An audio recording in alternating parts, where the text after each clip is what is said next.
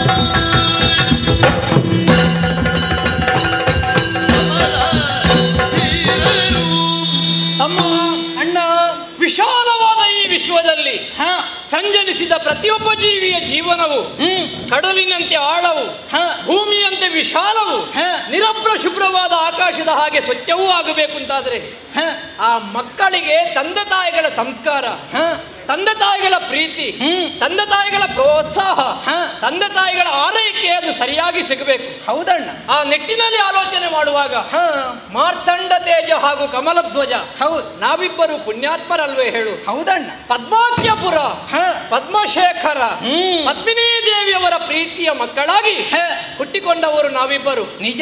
ನಾನು ಅಣ್ಣ, ನೀನು ತಮ್ಮ. ಹೌದಲ್ಲ. ಹಾಲು ನೀರಿನ ಹಾಗೆ, ಮಧು ಮಾಧವಿಯ ಹಾಗೆ, ಅದೇ ರೀತಿಯಾಗಿ ಹೂ ಮತ್ತು ಪರಿಮಳ ಹೇಗೆ ಜೊತೆಯಾಗಿರ್ತದೋ, ನನ್ನನ್ನು ಬಿಟ್ಟು ನೀನಿಲ್ಲ, ನಿನ್ನನ್ನು ಬಿಟ್ಟು ನಾನಿಲ್ಲ. ಸೂರ್ಯನನ್ನು ಬಿಟ್ಟ ಕಿರಣದ ಹಾಗೆ ಜೊತೆಯಲ್ಲೇ ಇರುವವರು ನಾವು. ನಮ್ಮ ಹೆಸರು ನೋಡು, ನೀನು ಕಮಲ ಧ್ವಜ. ನಿಜ. ಕಮಲ ಅಂತ ಹೇಳಿದ್ರೆ ತಾವರೆ ಅಂತ ಅರ್ಥ. ಹೌದಲ್ಲ. ನಾನು ಮಾರ್ತಂಡ ತೇಜ. ಮಾರ್ತಂಡ ಅಂತ ಹೇಳಿದ್ರೆ ಸೂರ್ಯ ಅಂತ ಅರ್ಥ. ಹೌದು. ಕಮಲ ಒಂದು ಅರಳಬೇಕು ಅಂತಾದ್ರೆ ಸೂರ್ಯನ ಕಿರಣ ಬಿದ್ದಾಗ ಮಾತ್ರ. ಅದೇ ರೀತಿ ಕಮಲಧ್ವಜನಾದ ನಿನ್ನ ಮುಖ ಅರಳಬೇಕು ಅಂತಾದ್ರೆ ಈ ಮಾರ್ತಂಡ ತೇಜ ಜೊತೆಯಾಗೇ ಇರಬೇಕು. ಅಣ್ಣ ಎಲ್ಲಿಗೆ ಹೋಗ್ತಾನೋ ಅಲ್ಲಿ ಈ ತಮ್ಮ ಇದ್ದಾರೆ ಅಲ್ವಾ? ನಿನ್ನನ್ನು ಬಿಟ್ಟು ಅರೆ ಕ್ಷಣವೂ ನಾನಿರುವವನಲ್ಲ. ನಮ್ಮ ಸರ್ವತೋಮುಖ ಉತ್ಕರ್ಷೆಯನ್ನು ಬಯಸಿದಂತಹ ನಮ್ಮ ಹಿರಿಯರು ಯೋಗ್ಯ ಗುರುಗಳಿಂದಲೇ ನಮಗೆ ಬೇಕಾದ ವಿದ್ಯಾಭ್ಯಾಸವನ್ನು ಕೊಡಿಸಿದ್ದಾರೆ. ಹೌದು. ವಿದ್ಯೆ ಅನ್ನುವುದು ನಮಗೆ ಪ್ರಾಮುಖ್ಯವಾಗಿ ಬೇಕು. ನಿಜ. ವಿದ್ಯೆ ಅಂದ್ರೆ ಬೆಳಕು, ಯಾ ಅಂದ್ರೆ ಯಾವುದು, ಯಾರಿಗೆ ಯಾವುದು ಬೆಳಕನ್ನು ಕೊಡ್ತದೋ ಅದುವೇ ವಿದ್ಯೆ ಎನಿಸಲ್ಪಡ್ತದೆ. ಅಂತಹ ವಿದ್ಯಾಭ್ಯಾಸವನ್ನು ಹೊಂದಿದಂತಹ ನಾವು ಅರಮನೆಯನ್ನು ಸೇರಿದಾಗ ಒಂದು ದಿನ ನಮ್ಮ ಅಪ್ಪಯ್ಯ ನಮ್ಮನ್ನು ಕರೆದು ಹೇಳಿದರು, ನೀವು ಇನ್ನೂ ಕೂಡ ಎಳೆಯ ಮಕ್ಕಳಲ್ಲ, ಅಲ್ಲ, ಪ್ರಾಯಪ್ರಬುದ್ಧರಾಗಿದ್ದೀರಿ. ತಂದೆತಾಯಿಗಳಾದಂತಹ ನಾವು ಹೊಣೆಗಾರಿಕೆಯನ್ನು ನಿರ್ವಹಿಸಬೇಕಾದ ನಮ್ಮ ಕರ್ತವ್ಯ. ಆದ್ದರಿಂದ ನಮ್ಮ ವಂಶ ಒಲ್ಲರಿ ಬೆಳಗಬೇಕು ಅಂತಾದ್ರೆ ನೀವು ಯೋಗ್ಯ ಕನ್ನಿಕೆಯನ್ನು ಹುಡುಕಿ ಮದುವೆಯಾಗಬೇಕು. ನಿಮಗೆ ಮದುವೆ ಮಾಡುವಂತಹ ಹೊಣೆಗಾರಿಕೆ ನಮಗೆ ಉಂಟು ಅಂತ ಹೇಳಿದಾಗ ನಾವಿಬ್ಬರು ಒಪ್ಪಿಕೊಳ್ಳಿಲ್ಲ. ಇಲ್ಲ. ಯಾಕೆ? ಮದುವೆ ಅನ್ನುವುದು ನಮ್ಮ ಜೀವನದಲ್ಲಿ ಬರುವಂತಹ ಒಂದು ಒಳ್ಳೆಯ ಸಂದರ್ಭ. ಹಾಗಂತ ಬರುವ ಹೆಣ್ಣು ಹೇಗಿರ್ತಾಳೆ, ನಮಗೆ ಅನುಕೂಲಿಯಾಗಿರ್ತಾಳೋ ಅನ್ನುವುದನ್ನು ನಾವು ಆಲೋಚನೆ ಮಾಡಬೇಕೋ ಬೇಡವೋ? ಮಾತ್ರ ಅಲ್ಲ, ಇಷ್ಟು ಸಣ್ಣ ಪ್ರಾಯದಲ್ಲಿ ಮದುವೆ ಯಾಕೆ?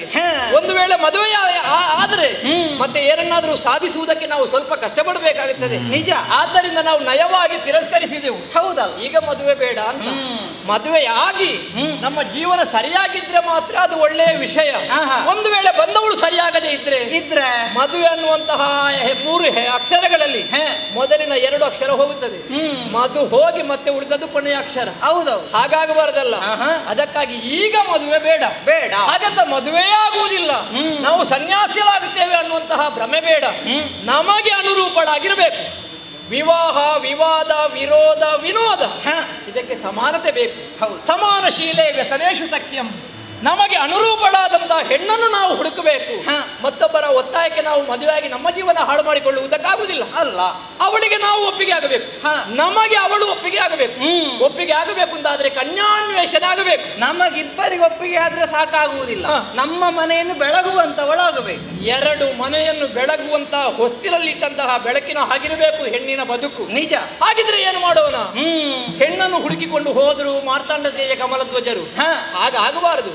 ಗುರುಗಳಿಂದ ವಿದ್ಯೆಯನ್ನು ಅಭ್ಯಾಸ ಮಾಡಿದ್ದೇವೆ, ಹಾಗೆಂದು ಕಲಿತಂತಹ ವಿದ್ಯೆ ಎಷ್ಟು ಅದರ ಪ್ರಯೋಗ ಆಗಬೇಕು ಅಂತಾದ್ರೆ ಯಾವ ಪ್ರತಿಭೆಗೂ ಒಂದು ರಂಗ ಸಿಗಬೇಕು. ಹೌದಲ್ಲ ಅಲ್ವಾ? ಇದು ಒಳ್ಳೆಯ ರಂಗ.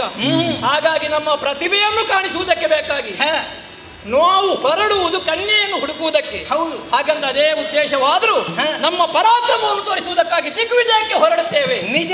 ಕಾಣುವವರ ಕಣ್ಣಿಗೆ ದಿಗ್ವಿಜಯ, ನಿಜವಾಗಿಯೂ ನಾವು ಕನ್ಯೆಯನ್ನು ಹುಡುಕುವುದಕ್ಕಾಗಿ ಹೋಗುತ್ತೇವೆ. ಹೌದು. ಆಶೀರ್ವಾದ ಮಾಡಿ ಅಂತ ನಾವು ಹೇಳಿದಾಗ ನಮ್ಮ ಮಾತು ಸರಿ ಅಂತ ನಮ್ಮ ಅಪ್ಪಮ್ಮನಿಗೆ ಗೊತ್ತಾಯಿತು. ಅಪ್ಪಣೆಯನ್ನು ಕೊಟ್ಟಿದ್ದೇವೆ, ಕೊಟ್ಟಿದ್ದಾರೆ. ಹೌದು, ಹೊರಟಿದ್ದೇವಲ್ಲ.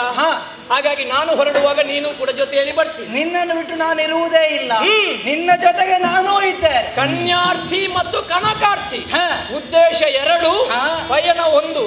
ನಾವು ಬರುವಾಗ ಹಿಂದಿನಿಂದ ಹೇಳುವುದು ನೋಡಿದ್ಯಾ? ಹೇಗೆ? ಹೊರಟರಾಗ ಸಮರಧೀರ. ಯಾವಾಗ ಹೊರಟಿದ್ದೇವೆ ಅಲ್ವಾ? ಇನ್ನೂ ಹೊರಡದಿದ್ರೆ ನಮ್ಮ ಆಸೆ ಭಂಗವಾಗುತ್ತದೆ. ನಿಜ. ಹಾಗಾಗಿ ಕಾಲ ವಿಳಂಬ ಸಲ್ಲದು, ಮುಂದುವರಿಯುತ್ತದೆ.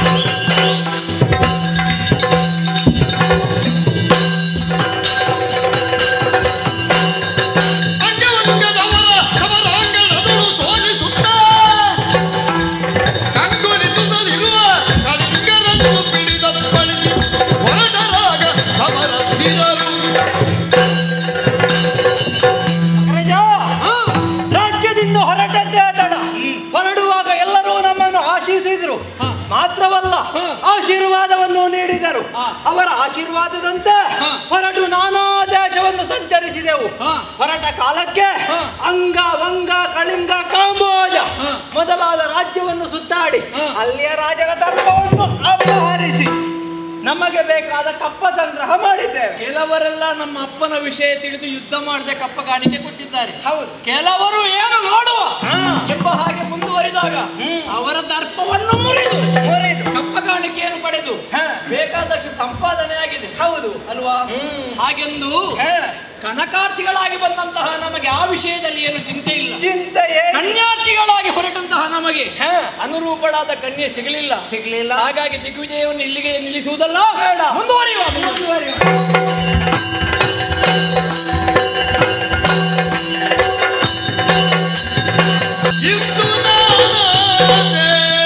ಕಳೆದ ತನಯರುಗಳು ದಿನದಿಂದಿರುತ್ತಿರಲು ಬೇಡಿದನಾಗ ಘನತರದ ವಾಕ್ಯಗಳು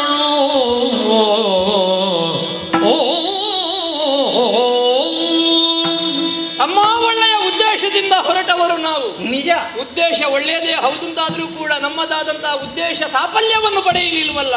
ಇಲ್ಲ. ಎಷ್ಟು ರಾಜ್ಯಕ್ಕೆ ಪ್ರವೇಶ ಮಾಡಿದ್ರು ನಮಗೆ ಅನುರೂಪಳಾದ ಹೆಣ್ಣು ಸಿಗಲಿಲ್ಲ. ರೂಪ ಇದ್ರೆ ಗುಣ ಇಲ್ಲ, ಗುಣ ಇದ್ರೆ ಅವಳಲ್ಲಿ ಬೇಕಾದಂತಹ ಗುಣಲಕ್ಷಣಗಳನ್ನು ನಾವು ಕಾಣದಾಗಿ ಹೋದೆವು. ನಿಜ. ಕೇವಲ ನಮ್ಮ ತಿರುಗಾಟ ಕನಕಾರ್ಥಿಗಳಾಗಿಯೇ ಆಗಿ ಹೋಯ್ತು ಹೊರತು ಅನುರೂಪಳಾದ ಹೆಣ್ಣು ಸಿಗಲಿಲ್ಲ. ಇಲ್ಲ. ನಮ್ಮ ಮುಖ್ಯ ಉದ್ದೇಶ ಇದೇ ತಾನೆ. ಆ ಹೆಣ್ಣೇ ಸಿಗದೆ ಹೋದ್ರೆ ನಾವು ಹೊರಟದ್ದು ವ್ಯರ್ಥ ಆಯ್ತು. ಅಣ್ಣ, ತಮ್ಮನಿಗೊಂದು ಮಾತಾಡುವುದಕ್ಕೆ ಅಲಿಪುದು ಎಲ್ಲ ಸಣ್ಣ ಮಾತಿದು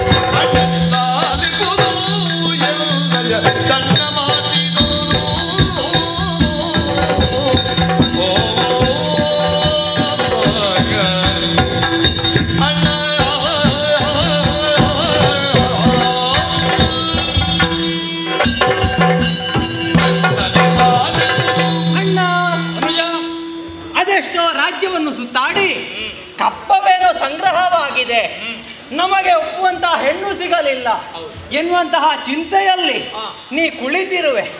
ಅಣ್ಣ, ಈ ತಮ್ಮನಿಗೊಂದು ಮಾತಾಡುವುದಕ್ಕೆ ಅವಕಾಶ ಕೊಡುವೆಯಾ? ನನ್ನ ತಮ್ಮನಿಗೆ ನನ್ನ ಜೊತೆಯಲ್ಲಿ ಬರುವಾಗ ಮಾತಾಡ್ಲಿಕ್ಕೆ ಅವಕಾಶ ಇಲ್ಲ ಅಂತ ಹೇಳಿಕ್ಕಾಗುತ್ತೆ? ಅಲ್ಲ, ನಾನು ಸಣ್ಣವ, ದೊಡ್ಡ ಮಾತಾಡಿದೆ ಅಂತ ಹೇಳಿ ಸಿಟ್ಟಾಗ್ಲಿಕ್ಕಿಲ್ಲ. ಕೆಲವು ಸಂದರ್ಭ ಸಣ್ಣವರು ಒಳ್ಳೊಳ್ಳೆ ಮಾತಾಡ್ತಾರೆ, ಹಾಗಾಗಿ ನೀನು ಒಳ್ಳೆ ಮಾತಾಡುವ ಅಂತ ನನಗೆ ಗೊತ್ತುಂಟು. ಹೇಳು. ಅಲ್ಲ ಅಣ್ಣ, ನಾನು ಹೇಳುವಂತಹ ಮಾತು ಕೇವಲ ನಿನಗೆ ಮಾತ್ರ ಸಂತೋಷವಾದರೆ ಸಾಕಾಗುವುದಿಲ್ಲ, ಮತ್ತೆ ನಮ್ಮ ತಂದೆ ತಾಯಿಗಳಿಗೂ ಸಂತೋಷವಾಗಬೇಕು. ಹೌದು. ಹಾಗಾಗಿ ಯೋಚನೆಯನ್ನು ಮಾಡಿ ಮಾತಾಡುವುದಕ್ಕೆ ಹೊರಟೆ. ಯಾವ ವಿಷಯ?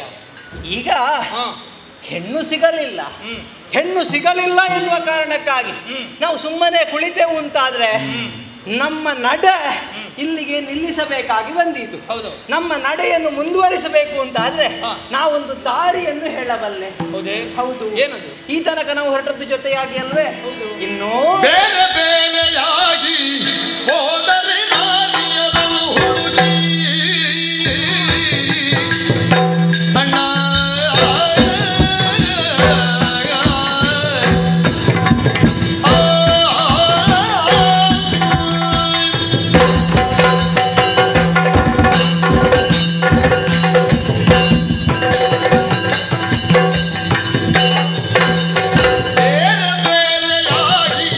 ಹೋದರೆ ನಾಲಿಯದನ್ನು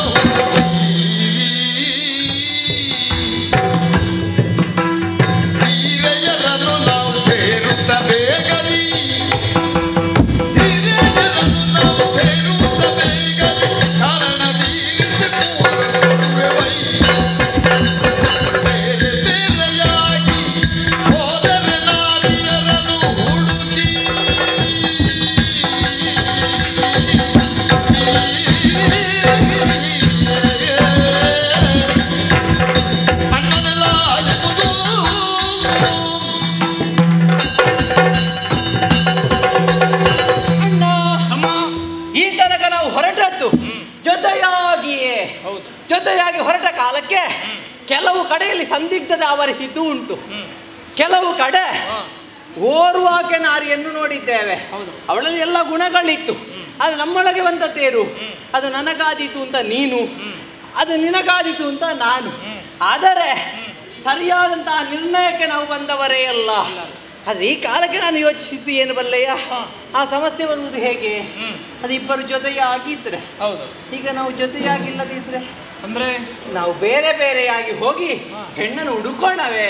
ನಾವಿಬ್ಬರು ತಮ್ಮ ನೀನೆಂಬ ಮಾತು ಮನಸ್ಸಿನೊಳಗೊಮ್ಮೆ ಒಪ್ಪಿಗೆಯಪ್ಪುದು.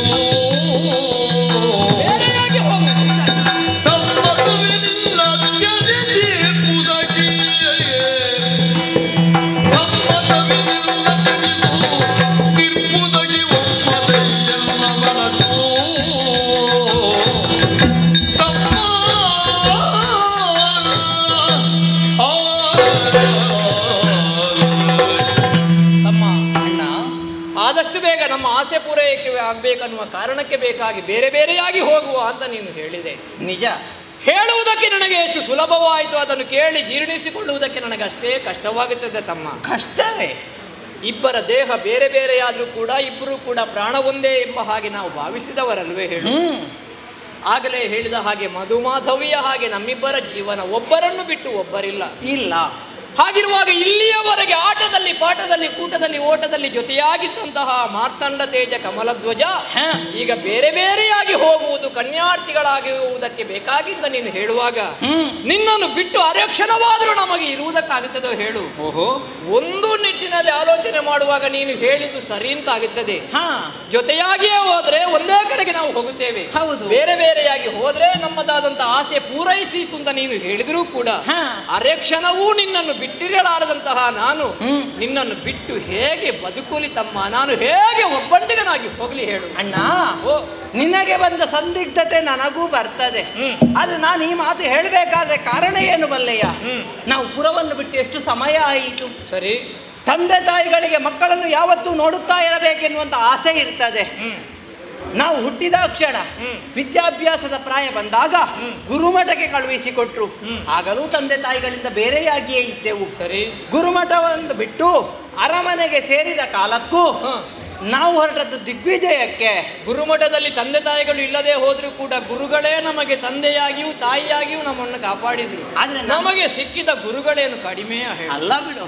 ಒಳ್ಳೆಯ ಗುರುಗಳೇ ಸಿಕ್ಕಿದ್ದಾರೆ. ತಂದೆ ತಾಯಿಗಳ ನೆನಪು ನಮಗಾಗಲಿಲ್ಲ. ಇಲ್ಲ. ಆದ್ರೆ ತಂದೆ ತಾಯಿಗಳಿಗೆ ಮಕ್ಕಳ ನೆನಪಾಗುತ್ತದೆ, ಆಗ್ತದಲ್ಲ. ಆದರೆ ಅವರ ಜೊತೆಗೆ ಇರಬೇಕಾದ ನಾವು ಕನ್ಯಾರ್ಥಿ ಕನಕಾರ್ಥಿಗಳಾಗಿ ಹೊರಟು ಬಂದೆವು. ಈಗಲೂ ಅವರಿಗೆ ನಮ್ಮ ನೆನಪಾಗ್ಲಿಕ್ಕಿಲ್ವೋ? ನಾವು ಹೀಗೆ ತಿರುಗಾಟದಲ್ಲೇ ಮುಂದುವರಿದ್ರೆ ಅವರನ್ನು ಕಾಣುವುದಕ್ಕೆ ಕಷ್ಟ. ಅದಕ್ಕಾಗಿ ಅವರನ್ನು ಕಾಣುವ ಆಸೆಯೂ ನನಗುಂಟು. ನಮ್ಮ ಆಸೆ ಈಡೇರಿದ್ರೆ ಅವರನ್ನು ಕಾಣಬಹುದಲ್ಲಣ್ಣ. ನನ್ನನ್ನು ಬಿಟ್ಟು ನಿನಗಿರುವುದಕ್ಕಾಗುವುದಿಲ್ಲ, ನಿನ್ನನ್ನು ಬಿಟ್ಟು ನನಗಿರುವುದಕ್ಕಾಗುವುದಿಲ್ಲ. ನಿಜ. ನಮ್ಮಿಬ್ಬರನ್ನೂ ಬಿಟ್ಟು ನಮ್ಮ ತಂದೆ ತಾಯಿಗಳಿಗೆ ಪುರದಲ್ಲಿರುವುದಕ್ಕಾಗುವುದಿಲ್ಲ. ಇಲ್ಲ. ನಾವು ಹೀಗೆ ಹುಡುಗಿಯನ್ನು ಹುಡುಕಿಕೊಂಡು ಊರೂರು ಅಲೆದಾಡಿದ್ರೆ ನಮ್ಮನ್ನು ಕಳುಹಿಸಿಕೊಟ್ಟಂತಹ ನಮ್ಮ ತಂದೆ ತಾಯಿಗಳು ನಮ್ಮ ಇರವನ್ನು ಕಾಣದೆ ಬಹಳ ದುಃಖಿಸ್ತಾರೆ.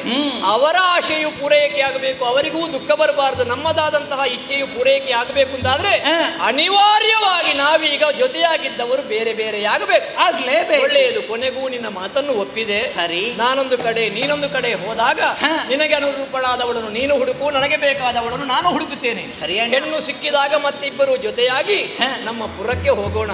ಆದ್ರೆ ಹೋಗುವ ಮೊದಲು ಒಂದು ಜಾಗ್ರತೆ. ಇಲ್ಲಿಯವರೆಗೆ ನನ್ನ ಹೊಣೆಗಾರಿಕೆಯಲ್ಲಿ ಇದ್ದವ ನೀನು, ನಿನ್ನನ್ನು ಕಾಪಾಡಿಕೊಂಡು ಬಂದವ ನಾನು. ಅಣ್ಣನಾದಂತಹ ನಾನಿಲ್ಲದೆ ಹೋದ್ರೆ ಮಕ್ಕಳಾಟಿಕೆ ಮಾಡಿ ಏನಾದ್ರೂ ಒಂದು ಆಪತ್ತು ತರಬಾರದು. ನೀನು ಇಲ್ಲ ಇಲ್ಲ, ಜಾಗೃತಿ ಆಗಿರಬೇಕು, ಎಚ್ಚರದಿಂದಿರು.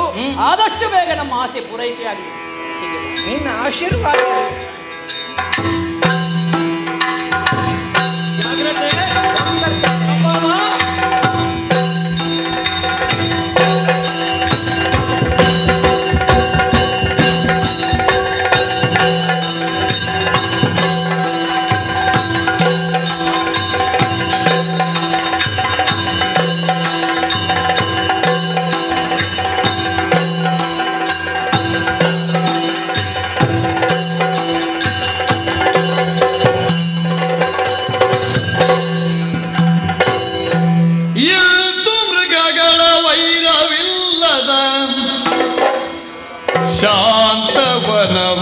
ಕಂಡು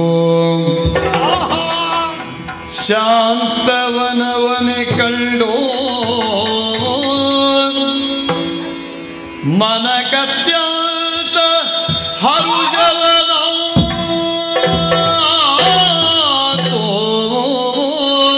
ನನ್ನ ಮನಕ್ಕೆ ದಿವ್ಯ ಕ್ಷೇತ್ರವಿದು ಎಂದು ಬಣ್ಣಿಪೆ ನಿದರ ಮಹಿಮೆಯ ಹೇಗೆ ದಿವ್ಯ ಕ್ಷೇತ್ರವಿದು ಬೆಂತು ಬಣ್ಣಿಪೆ ನಿದರ ಮಹಿಮೆಯ ನಾನೆಂದು ಬಣ್ಣಿಪೆ ಕಂತುಪಿತ ಪದ ಧ್ಯಾನದಿಂದಿಗ ಸಂತರಿರಬೇಕಿಲ್ಲಿ ನಿಶ್ಚಯ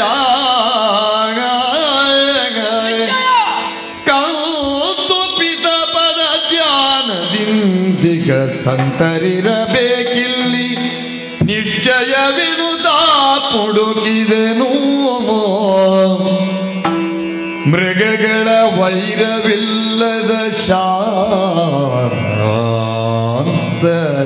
ವನವನೇ ಕಂಡು ನೋಡಬಾರ್ದೆ ನೃಪಸುತ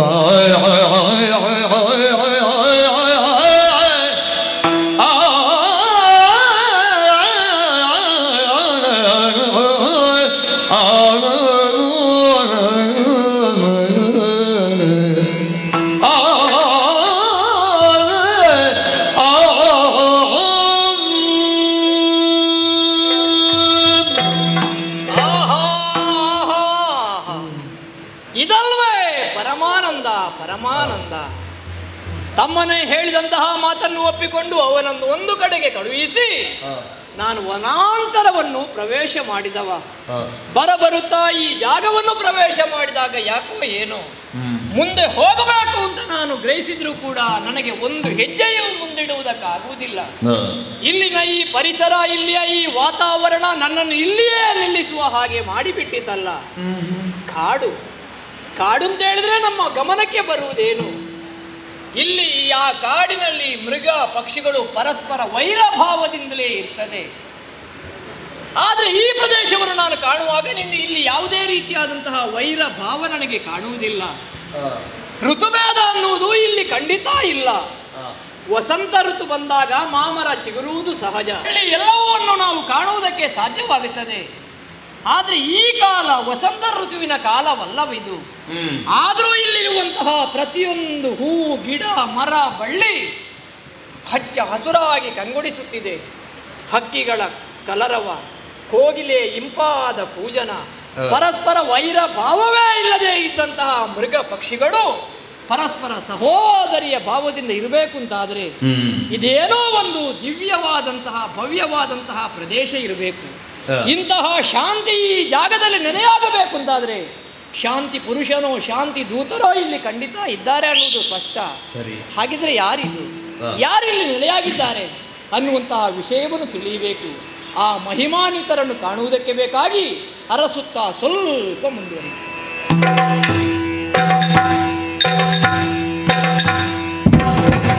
ಕಂಡನು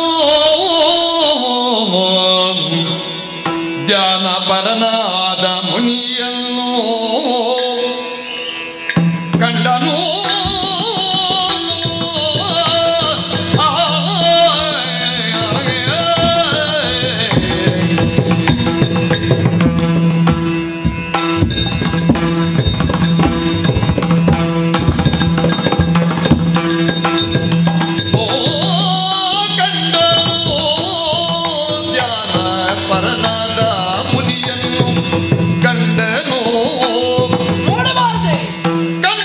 ಮುನಿ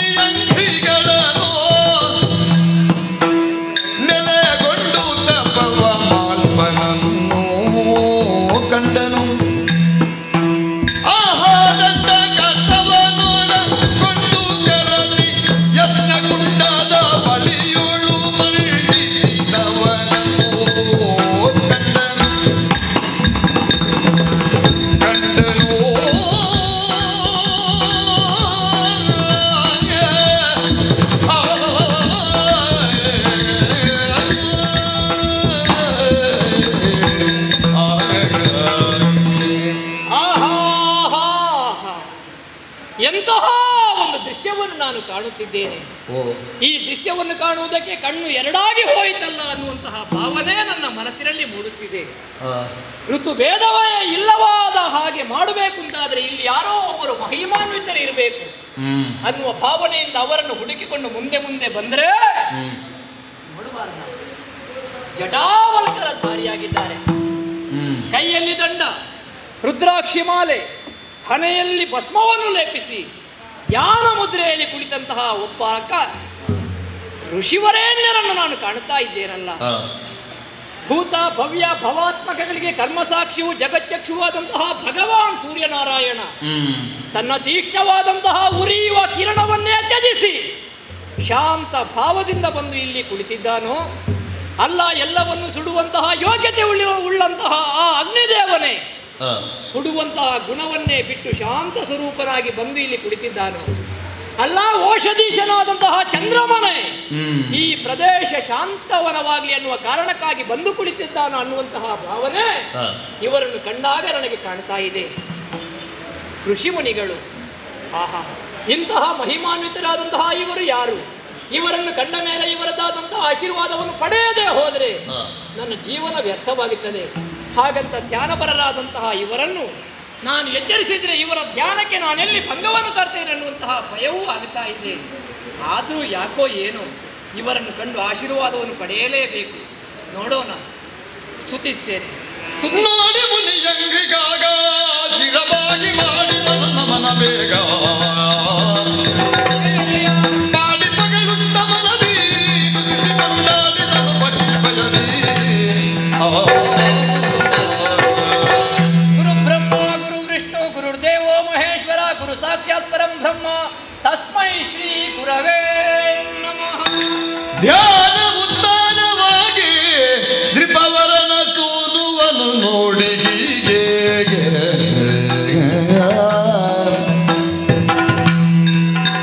ನಾನಾ ಪ್ರಕಾರದಿಂದ ಮುನಿ ಕೇಳಿದ ಏನು ನೀನಿಲ್ಲಿ ಬಂದ ಕಾರಣ ನೋಡಿ.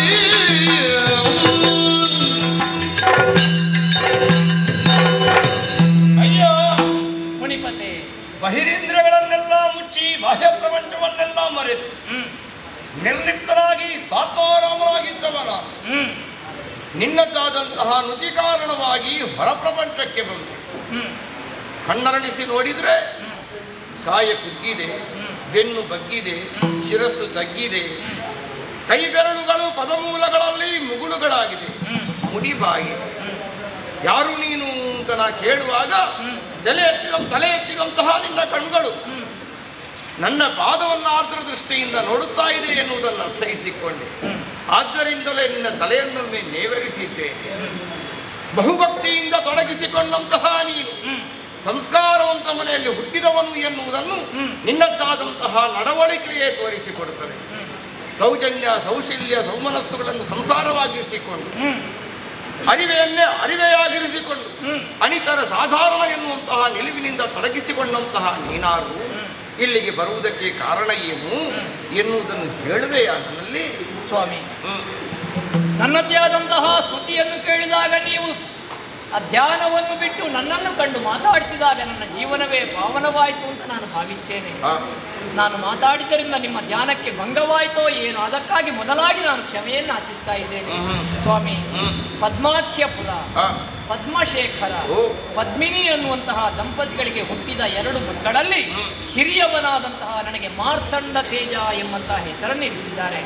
ದಿಗ್ವಿಜಯವನ್ನು ಮಾಡಬೇಕು, ಆ ಮೂಲಕವಾಗಿ ನಮ್ಮದಾದಂತಹ ಹೆಸರು ವಿಜಯ ಪತಾಕೆಯನ್ನು ದಿಗ್ದೇಶದಲ್ಲಿ ಹರಡಬೇಕನ್ನುವ ಕಾರಣಕ್ಕೆ ಬೇಕಾಗಿ ನಾವಿಬ್ಬರು ಜೊತೆಯಾಗಿ ಬಂದವರು. ಈಗ ಬೇರೆ ಬೇರೆಯಾಗಿ ಹೋದ ಕಾಲಕ್ಕೆ ನಾನು ಈ ಕಡೆಗೆ ಬರುವ ಹಾಗಾಯಿತು. ನಿಮ್ಮದಾದಂತಹ ಈ ಮುಖದ ಪ್ರಭೆಯನ್ನು ಕಂಡಾಗಲೇ ನಿಮ್ಮ ಬಳಿಗೆ ಬರುವ ಹಾಗಾಯಿತು. ಸ್ವಾಮಿ, ಬಂದಂತಹ ನನ್ನ ಆಶೀರ್ವಾದವನ್ನು ಮಾಡಿ ಕಳುಹಿಸಿಕೊಡಬೇಕು. ಬಾಲ ಕೀಳುವುದಿಲ್ಲ ಬಾಲ ಭೂಪಾಲನು ಲಿಂಗಯ್ಯ ಲೀಲೆಯು ಇನ್ನ ಶಿಷ್ಯ ಆಲಸ್ಯದಿಂದ ನೀ ಹೊರಟ ಕಾರಣವೇನು ಬೇಳು ಎನ್ನೊಳ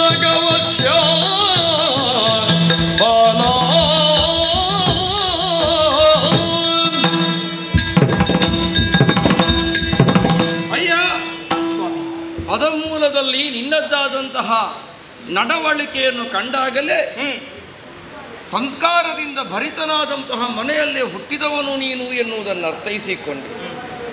ಯಾವ ಪುರ ಅಂತ ಹೇಳಿದೆ? ಪದ್ಮಾಖ್ಯಪುರ. ಯಾರು ನಿನ್ನ ತಂದೆ? ಪದ್ಮಶೇಖರ. ಯಾವಾತನನ್ನು ನೀನು ತಂದೆ ಎನ್ನುವ ಹಾಗೆ ನನಗೆ ಪರಿಚಯಿಸುತ್ತಾ ಇದ್ದೀವಿ, ಅವ ಬೇರಾರು ಅಲ್ಲ ಮಗು. ಅಂದ್ರೆ ಈ ಹಿಂದೆ ಇಲ್ಲಿಯೇ ನನ್ನಲ್ಲಿ ಪಾಠವನ್ನು ಕಲಿತಂತಹ ನನ್ನ ಪ್ರಿಯ ಛಾತ್ರನಾಗಿದ್ದಾನೆ. ನನ್ನ ತೀರ್ಥರೂಪರು ನಿಮ್ಮ ಶಿಷ್ಯನೇ. ನನ್ನ ಶಿಷ್ಯನೇ ಹೌದು. ಈಗಿರುವಂತಹ ಶಿಷ್ಯರುಗಳಿಗೆಲ್ಲ ಯಾರನ್ನು ನಾನು ಉದಾಹರಣೆಯಾಗಿ ಹೇಳುತ್ತೇನೋ, ಯಾರ ಹಾಗೆ ಇರಬೇಕು ಎನ್ನುವ ಹಾಗೆ ಹೇಳುವಾಗ ಯಾರ ಹೆಸರನ್ನು ಉದ್ಘೋಷಿಸುತ್ತೇನೋ ಅಂಥವರು ನಿನ್ನ ತಂದೆ ಎನ್ನುವುದನ್ನು ಈಗ ನಿನ್ನ ಸಮಕ್ಷದಲ್ಲೇ ಹೇಳುತ್ತಾ ಇದ್ದೇನೆ. ಗುರುಭಕ್ತಿ ಎಂದರೆ ಏನು, ಗುರು ಪ್ರೀತಿಯನ್ನು ಸಂಪಾದಿಸುವಂತಹ ಬಗೆ ಹೇಗೆ, ಶಿಷ್ಯನಾಗಿ ಅಂತ್ಯವಾಸಿಯಾಗಿದ್ದುಕೊಂಡು ತೊಡಗಿಸಿಕೊಳ್ಳುವಂತಹ ಕ್ರಮ ಹೇಗೆ ಎನ್ನುವುದನ್ನು ತೋರಿಕೊಡುವುದರ ಮೂಲಕವಾಗಿ ಹೇಗೆ ಕವಿತೆಯನ್ನು ತನ್ನ ಕಾವ್ಯ ಸೌಂದರ್ಯದಿಂದ ಬರೆದವನನ್ನೇ ಬೆರಗುಗೊಳಿಸಿದರೆ ಸಂತೋಷವಾದೀತು, ಅದೇ ರೀತಿ ತಾನು ಕಲಿಸಿದ ವಿದ್ಯೆ ತನ್ನ ಶಿಷ್ಯಂದ್ರಲ್ಲಿ ವಿಜೃಂಭಿಸಿದಾಗ ಗುರುವರ ಅಮಿತಾನಂದವನ್ನು ಪಡೆಯುತ್ತಾನಂತೆ. ಅಂತ ಅಮಿತಾನಂದವನ್ನು ನಾನು ಪಡೆದದ್ದಿದ್ರೆ ಅದು ನಿನ್ನ ತಂದೆಯಿಂದ ನನ್ನ ಪ್ರಿಯ ಶಿಷ್ಯನಾಗಿ ಲೋಕ ಪ್ರಸಿದ್ಧಿಯನ್ನು ಹೊಂದು ಎನ್ನುವಂತಹ ನನ್ನ ಆಶೀರ್ವಾದದಿಂದ ಹೊರಟವನು ಅವನು. ಈಗ ನೀನು ಅವನ ಮಗನು. ಮಾರ್ತಾಂಡ ತೇಜ ಎನ್ನುವಂಥ ಹೆಸರನ್ನಿಟ್ಟಿದ್ದಾನು ನಿನಗೆ. ಎಷ್ಟು ಒಳ್ಳೆಯ ಯೋಚನೆ ನೋಡು. ತಂದೆ ತಾಯಿಯಂದಿರು ಮಕ್ಕಳಿಗೆ ಹೆಸರಿಡುವಾಗ ಒಂದು ಉದ್ದೇಶವನ್ನು ಇಡ್ತಾರಂತೆ. ಹೆಸರಿಟ್ಟಂಥ ಅಂಕಿತವೆಲ್ಲ ಮುಂದೊಂದು ದಿವಸ ಅನ್ವರ್ಥ ಆಗಬೇಕು ಅಂತ, ಸೂರ್ಯಪ್ರಭೆಯನ್ನು ಹೊಂದಿರಬೇಕು ಎನ್ನುವಂಥ ಉದ್ದೇಶದಿಂದಲ್ವ ನಿನಗೆ ಮಾರ್ತಾಂಡ ತೇಜ ಅಂತ ಹೆಸರಿಟ್ಟದ್ದು. ಸೂರ್ಯನನ್ನು ನಾವೆಲ್ಲ ಇಷ್ಟಪಡ್ತೇವೆ ಯಾವ ಕಾರಣಕ್ಕಾಗಿ ಹೇಳು? ಸೂರ್ಯನನ್ನು ನೋಡುತ್ತೇವೆ ಎನ್ನುವ ಕಾರಣಕ್ಕಾಗಿ ಅಲ್ಲ, ಅವನಿಂದ ಎಲ್ಲವನ್ನು ನೋಡುತ್ತೇವೆ ಎನ್ನುವ ಕಾರಣಕ್ಕಾಗಿ. ನಿನ್ನ ಮೂಲಕವಾಗಿ ಪ್ರಪಂಚದ ಧರ್ಮಕರ್ಮಗಳು ನೀತಿ ಮಾರ್ಗದಲ್ಲಿ ಪ್ರಜೆಗಳು ಕಾಣುವಂತಾಗಬೇಕು ಎನ್ನುವಂಥ ನಿಲುವಿನಲ್ಲಿ ಆ ಹೆಸರನ್ನು ನಿನಗವ ಇಟ್ಟಿದ್ದಾನೆ. ಅಂತಹ ಅಂಕಿತವನ್ನು ಧರಿಸಿಕೊಂಡಂತಹ ನೀನು ಕಾಡ ಮಧ್ಯದಲ್ಲಿ ಹೀಗೆ ಚರಿಸುವುದಕ್ಕೆ ಕಾರಣ ಏನಯ್ಯ? ಸ್ವಾಮಿ, ಯೋಗ ಅಂದ್ರೆ ಇದು, ಭಾಗ್ಯ ಅಂದ್ರೆ ಇದು. ಯಾರನ್ನು ಕಾಣಬೇಕು ಅನ್ನುವಂಥ ಹಪಹಪಿಕೆಯಿಂದ ನಾನು ಯಾವಾಗಲೂ ಹುಡುಕುತ್ತಿದ್ದೇನೋ ಅಂತಹ ನನ್ನ ತಂದೆಯ ಗುರುಗಳಾದಂತಹ ನೀವೇ ನನಗೆ ಈ ಹೊತ್ತಿನಲ್ಲಿ ಸಿಕ್ಕಿದ್ದು ನನ್ನ ಪೂರ್ವಜನ್ಮದ ಪುಣ್ಯ ಅಂತ ಭಾವಿಸ್ತೇನೆ. ನನ್ನ ಅಪ್ಪಯ್ಯ ಲೋಕದಲ್ಲಿ ಇಂತಹ ಸತ್ಕೀರ್ತಿಯನ್ನು ಪಡೆಯಬೇಕು ಅಂತಾದರೆ ಗುರುಗಳಾದಂತಹ ನಿಮ್ಮ ಆಶೀರ್ವಾದವೇ ಅಂತ ನಮ್ಮ ಅಪ್ಪಯ್ಯ ಯಾವಾಗಲೂ ಹೇಳ್ತಾ ಇದ್ರು. ನನ್ನ ಅಪ್ಪನಿಗೆ ಇಂತಹ ಕೀರ್ತಿ ಪತಾಕಿಯನ್ನು ಹಾರಿಸುವಲ್ಲಿ ಸಹಕಾರಿಗಳಾದಂತಹ ಗುರುಗಳು ಇಂದು ಅವರ ಮಗನಾದಂತಹ ನನಗೆ ನೀವು ಕಂಡಿದ್ದೀರಿ ಅಂತಾದರೆ ನನ್ನ ಪುಣ್ಯ ಫಲವಂತ ನಾನು ಭಾವಿಸ್ತೇನೆ. ದಿಗ್ವಿಜಯಕ್ಕಾಗಿ ಹೊರಟವರು ನಾವು.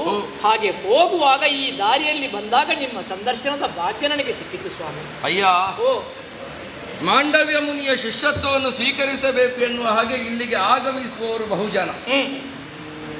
ಬಂದವರನ್ನೆಲ್ಲರನ್ನು ನಾನು ಸ್ವೀಕರಿಸ್ತೇನೆ ಅಂತಲ್ಲ, ಬಂದವರಿಗೆಲ್ಲರಿಗೂ ಕೂಡ ಪಡೆದುಕೊಳ್ಳುವಂಥ ಯೋಗ್ಯತೆ ಉಂಟು ಎನ್ನುವ ಹಾಗೆ ಮೊದಲಾಗಿ ನಾ ಯೋಚಿಸುತ್ತುಂಟು. ಈಗ ನಿನ್ನನ್ನು ಕಂಡ ಬಳಿಕ ನನ್ನಲ್ಲಿರುವುದನ್ನೆಲ್ಲ ಸ್ವಲ್ಪ ನಿನಗೆ ಕೊಡಬೇಕು ಅಂತ ನನಗೆ ಆಗ್ತಾ ಉಂಟು. ಅಯ್ಯೋ, ನನ್ನ ಯೋಗ ಅಲ್ವೇ ಅದು. ನೀನೇ ಯೋಚಿಸಿ ಹೇಳಿದೆಯಲ್ಲ, ಅಲಬ್ಧವಾದಂತಹ ಲಾಭವೇ ಯೋಗ. ಅದೇ ಹೌದು ಅಂತಾದರೆ ಅದರ ಮುಂದಿನ ವಾಕ್ಯವನ್ನು ನಾನು ಹೇಳ್ತೇನೆ. ಲಬ್ಧ ಸಂರಕ್ಷಣೆಯೇ ಕ್ಷೇಮ. ಲೋಕದ ಯೋಗಕ್ಷೇಮವನ್ನು ಕಾಪಾಡಿಕೊಳ್ಳುವಂಥ ಹೊಣೆಗಾರಿಕೆ ಹೊಂದಿದವನಾಗಿ ನೀ ತೊಡಗಿಸಿಕೊಳ್ಳುತ್ತಿ ಅಂತಾದರೆ ನೀನು ಮಾರ್ತಾಂಡ ತೇಜನಲ್ವ. ನಿನ್ನ ಬಾಳಿನ ನೂತನವಾದ ಶುಭೋದಯ ಇಲ್ಲಿಂದಲೇ ಆಗುತ್ತದೆ. ಹೌದೇ? ಜೀವನದಲ್ಲಿ ಮುಂದಕ್ಕೆ ನಮಗೊಂದು ಗುರಿ ಇರಬೇಕು. ನಾವು ಯೋಚನೆ ಮಾಡಿದ ಗುರಿ ಮುಟ್ಟಬೇಕು ಅಂತಾದ್ರೆ ನಮಗೆ ಹಿಂಬಾಲಕರಾಗಿ ಯೋಗ್ಯ ಗುರುಗಳಾಗಿರ್ಬೇಕು. ಅವ ವಿತ್ತಾಪಹಾರಕನೂ ಆಗಬಾರದು, ಚಿತ್ತಾಪಹಾರಕನೂ ಆಗಬಾರದು, ಚಿತ್ತಾಪಹಾರಕನಾಗಿರ್ಬೇಕು. ಒಳ್ಳೆಯದು. ಇಲ್ಲಿಯ ಮೂಲ ಈಗ ತಿರುಗಾಟಕ್ಕೆ ಆರಂಭಿಸಿದವನಲ್ಲಿ ಮೊದಲ ಪಾಠವನ್ನು ಆರಂಭಿಸುವುದರೊಂದಿಗೆ ನನ್ನ ಶಿಷ್ಯತ್ವದ ಕಕ್ಷೆಯೊಳಗೆ ನಿನ್ನನ್ನು ಸೇರಿಸಿಕೊಳ್ಳುವುದಕ್ಕೆ ಅಮಿತಾನಂದವನ್ನು ಹೊಂದುತ್ತೇನೆ. ತಿರುಗಾಟದಲ್ಲಿ ಮೊದಲು ಎಚ್ಚರಿಕೆ ವಹಿಸಬೇಕಾದದ್ದು ಯಾವುದಕ್ಕೆ? ಒಂದು ಆಹಾರಕ್ಕೆ, ಮತ್ತೊಂದು ವ್ಯವಹಾರಕ್ಕೆ. ಈ ಎರಡು ಸರಿ ಇಲ್ಲದಿದ್ದರೆ ತಿರುಗಾಟವೇ ಆಗಲಿಕ್ಕಿಲ್ಲ. ಆದ್ದರಿಂದಲೇ ಹಾರ ಎನ್ನುವುದೇ ನಿನ್ನ ಜೀವನದ ಮುಖ್ಯ ಆಗಬೇಕು ಅಂತಾದರೆ, ನೀನು ಲೋಕದ ಹಾರ ಆಗಬೇಕು ಅಂತಾದರೆ ಆಹಾರ ವ್ಯವಹಾರಗಳು ನೆಟ್ಟಗಿದ್ರೆ ಅಪೂರ್ವವಾದಂತಹ ಆಹಾರ ಒಂದು ನಿನಗೆ ಒದಗಿ ಬರುವುದರಲ್ಲಿ ಹೆಚ್ಚಿನ ಮಾತಿಲ್ಲ. ಪ್ರಕೃತಿಯ ಪರಮ ಪಾಠವನ್ನು, ಪ್ರಕೃತಿಯ ಪರಮಾರಾಧನೆ ಪರಮ ಪಾಠವನ್ನು ಪ್ರಾರಂಭಿಸುವುದರೊಂದಿಗೆ ನಿನಗೆ ಜೀವನ ಪಾಠದ ಸಂದೇಶಗಳನ್ನು ತೋರಿಕೊಡುವುದಕ್ಕಾಗಿ ಹೀಗೆ ಬಾ, ಹೀಗೆ ಬಾ.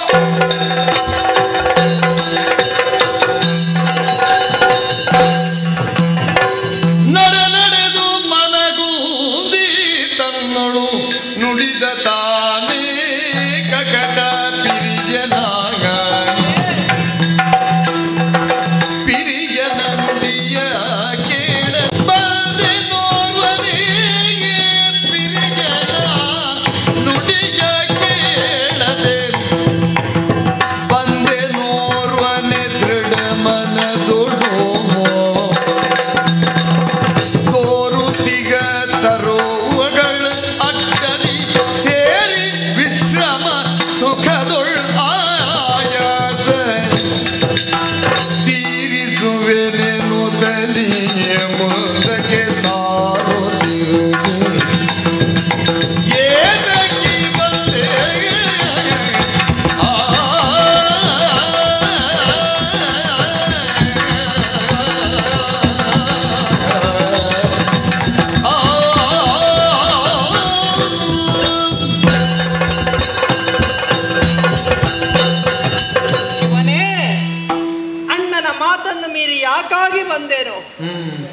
ಅಣ್ಣನಲ್ಲಿ ಧೈರ್ಯದಲ್ಲಿ ಹೇಳಿದೆ, ಓಹೋ, ನಿನ್ನನ್ನು ಬಿಟ್ಟು ಇರುವುದಕ್ಕೆ ನಿನಗೆ ಸಾಧ್ಯವಿದೆ. ಆದರೆ ಈ ಕಾಲಕ್ಕೆ ನನಗೆ ಆ ಧೈರ್ಯವೇ ಬರುವುದಿಲ್ವಲ್ಲ. ಅಣ್ಣನಿಲ್ಲದೆ ನಾನಿಲ್ಲ. ಛೇ, ಇನ್ನೇನು ಮಾಡುವ? ದೇಹಕ್ಕೆ ಆಯಾಸವಾಗಿದೆ. ಈ ಆಯಾಸ ಇಲ್ಲೊಂದು ದೊಡ್ಡದಾದ ವೃಕ್ಷ ಕಾಣುತ್ತಾ ಇದೆಯಲ್ಲ, ಸರಿ, ಅದರ ಬುಡದಲ್ಲಿ ಸ್ವಲ್ಪ ವಿಶ್ರಾಂತಿಯನ್ನು ಪಡಿತೇನೆ ನೋಡು.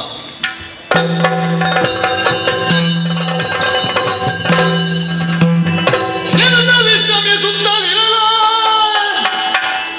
ವನದೊಳಗೆ ಕೈರಾತ ವೀರರು ಮನ ಒಲಿದು ಕೂಡುತ್ತ ಬೇಟೆಗೆ ವಿನಯದಿಂದಾಗ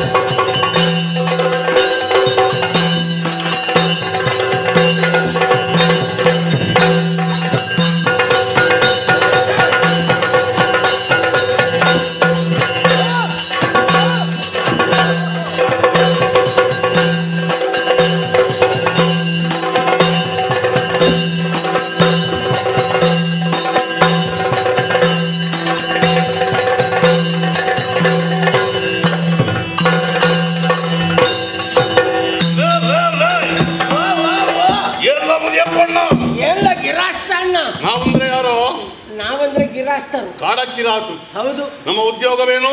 ಮಿಗ ಬೇಟೆ ಆಡುವುದು. ಮೃಗಬೇಟೆಯಾಡುವುದು. ಎಲ್ಲಿಂದ ಎಲ್ಲಿಯವರೆಗೆ ನಮ್ಮ ಬೇಟೆ? ಮೂಡುಬಿದ್ರಿಯಿಂದ ಪಡುಬಿದ್ರಿವರೆಗೆ. ಮೂಡುಗಟ್ಟಾದಿಂದ ಪಡು ಸಮುದ್ರ ತಟದ ತನಕ ನಮ್ಮ ಬೇಟೆ.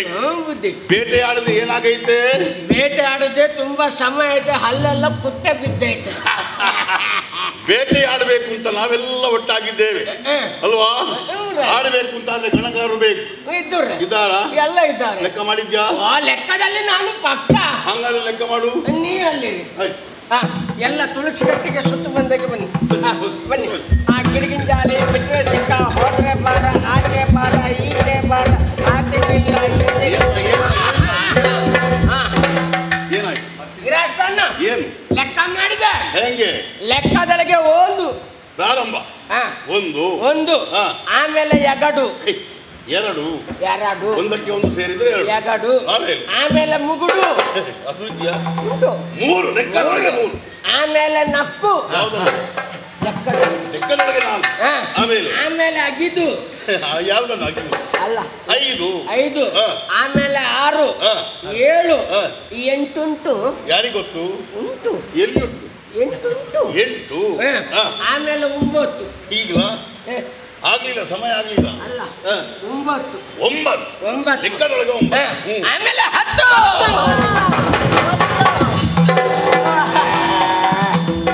ಅಂತ ಹೇಳಿದ್ರೆ ಸಾಕು ಎಲ್ಲಿ ಸಿಗ್ತದೆ ಅಂತಲೇ ಕಾಯ್ತಾ ಇರೋದು ಗುರುಗಳು ಒಳ್ಳೆ ಲೆಕ್ಕದೊಳಗೆ 10 ಲೆಕ್ಕದೊಳಗೆ ಒಂದು 10 ಆಮೇಲೆ ಹೀಗೆ ಒಂದೊಂದೇ ಲೆಕ್ಕ ಮಾಡ್ತಾ ಹೋದ್ರೆ ಇಲ್ಲಿ ಸಮಯವೂ ಇಲ್ಲ ಸ್ವಲ್ಪ ವೇಗವಾಗಿ 10ಕ್ಕೆ 10 ಸೇರಿಸಿದ್ರೆ ವಿಪತ್ತು ನಿಮ್ಮ ಅಪ್ಪನಿಗೆ ವಿಪತ್ತು ಏನು ಲೆಕ್ಕದೊಳಗೆ 2 10 ಅಂದ್ರೆ 20 ಆಮೇಲೆ ಮುಪ್ಪಾಯ್ತು ನೀನು ನೋಡುವಾಗಲೇ ಗೊತ್ತಾಗುದಿಲ್ವಾ ಮುಪ್ಪಾಗಿದೆ ನಿನಗೆ ಅಲ್ಲ 30 ಆ ಬಳಿಕ ನಾಡುಪತ್ತು ತಪ್ಪಿಸಿಕೊಂಡವ ಯಾರು ತಪ್ಪಿಸಿಕೊಂಡದ್ದು ಯಾರು ಎಲ್ಲ ಹುಡುಕ್ತಾ ಇದ್ದಾರೆ ನೀವೇ ಹೇಳಿದಲ್ಲ ನಾಡ್ಪತ್ತು ಅಂತ ಅದಕ್ಕೆ ಲೆಕ್ಕದಲ್ಲಿ 40 40 ಆಮೇಲೆ 50 60 70 80 90 100 ಹೋಗ್ಲಿಕ್ಕೆ ಆಗುದಿಲ್ಲ ಕೂಡಿದ